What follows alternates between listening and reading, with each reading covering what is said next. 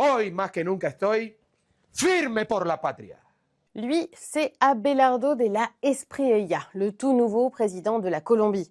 Mais contre quoi, au juste, veut-il être ferme? Vous aurez compris, il adore les saluts militaires.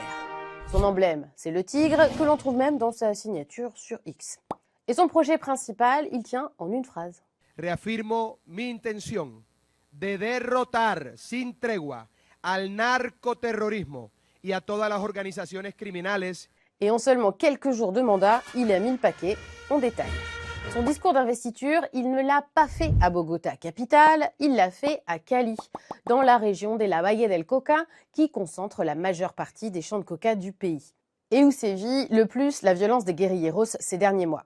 Le choix de cette ville pour être intronisée avait été vu comme une provocation, et ça n'a pas loupé. Le lendemain de son discours, 2 attentats ont été commis. Il a ordonné le transfert de 117 prisonniers appartenant aux groupes armés. Pourquoi? Que seguían delinquiendo a sus anchas desde ese centro penitenciario que más bien es una discoteca, un centro de eventos. Eso en la era del tigre se acabó. Il les a donc envoyés dans une sorte de méga-prison ultra sécurisée pour les mettre hors d'état de nuire. Ce genre de méga-prison, il veut aussi en construire de nouvelles. Une rupture avec son prédécesseur qui défendait, lui, le dialogue avec les groupes armés. Et enfin, il a pu mettre à son tableau de chasse 6 membres de groupes armés tués lors d'affrontements dimanche dernier. Ils étaient issus des ex-FARC et du clan del Golfo. Mais tout ça, est-ce suffisant pour endiguer le narcotrafic? A priori non.